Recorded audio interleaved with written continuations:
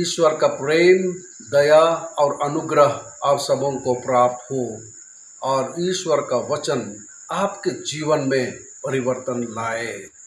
आज साधारण समय का 33वां रविवार है। परमेश्वर हमेशा हमसे बात करते रहते हैं और बाइबल के माध्यम से स्वयं को प्रकट करते रहते हैं।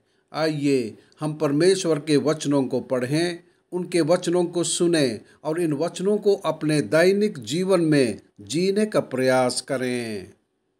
आज के पाठों का सारांश। पहला पाठ, एक अच्छी पत्नी के गुणों की प्रशंसा की जाती है। दूसरा पाठ, पौलुस ने थिस्सलुनीकियों को सचेत रहने की चेतावनी दी क्योंकि प्रभु के दिन की भविष्यवाणी नहीं की जा सकती। सुसमाचार पाठ, यीशु प्रतिभाओं का दृष्टांत बताता है जिसमें वह ईश्वर द्वारा हमें दिए गए उपहारों का उपयोग स्वर्ग के राज्य की सेवा में करने के महत्व के बारे में सिखाता है। आज का पहला पाठ सूक्ति ग्रंथ से लिया गया है। यह हमें उस अच्छी पत्नी के बारे में बताता है जो गहनों से कहीं अधिक कीमती है। वह अपने पति का भला करती है और मेहनत से घर संभालती है। वह अपने जीवन के सभी दिनों में उसका भला करती है।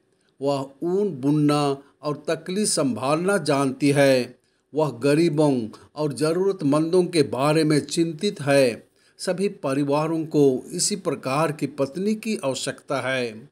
सभी पत्नियां मेहनती और देखभाल करने वाली होनी चाहिए। आज का दूसरा पाठ संत पौलुस के थिस्सलुनीकियों को लिखे गए पत्र से लिया गया है। उन्होंने प्रभु के दूसरे आगमन के बारे में लिखा।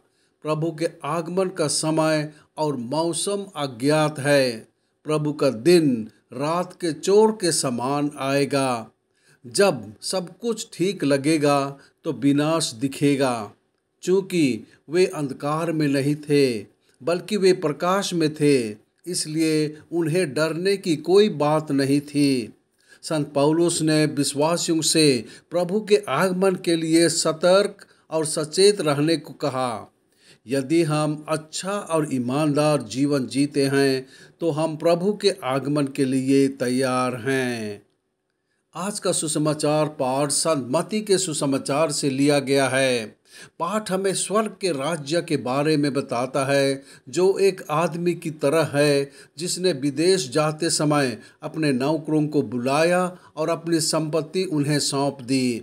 उन्होंने प्रत्येक की योग्यता को ध्यान में रखते हुए एक नौकर को 5,000, दूसरे को 2,000 और तीसरे को 1,000 रुपये दिए। इसके बाद वह विदेश चले गए। जिसे 5,000 रुपये मिले थे उसने तुरंत जाकर उनसे व्यापार किया और 5,000 रुपये और कमाए। इसी प्रकार जिसे 2,000 रुपये मिले थे उसने 2,000 रुपये और कमाए। दुर्भाग्य की बात है जिसने 1,000 रुपये प्राप्त किए उसने इसके बारे में कुछ नहीं किया और मालिक को वही चीज़ वापस दे दी। मालिक तीसरे नौकर से नाराज था क्योंकि उसने आलसी होकर उपहार के बारे में कुछ भी नहीं किया। स्वामी उससे क्रोधित हुआ और उसने उस आलसी नौकर को अंधेरे में फेंकने का आदेश दिया जहां कभी न खत्म होने वाली पीड़ा होगी। ईश्वर उन लोगों से सदैव प्रसन्न रहता है जो मेहनती और परिश्रमी हैं और ईश्वर की महिमा के लिए काम करते हैं। आइए हम हमेशा उन सभी उपहारों का उपयोग करें जो प्रभु हमें देते हैं और ईश्वर हमें सही इनाम देंगे। प्रार्थना। हे प्रभु यीशु ख्रिस्त, आप सच्चे स्वामी हैं जो हमें वह सब कुछ देते हैं जिसकी हमें आवश्यकता है। हमें आपकी उदारता और उपहारों को मान्यता देने में सक्षम बनाएं।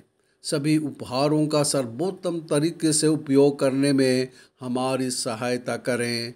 आमीन।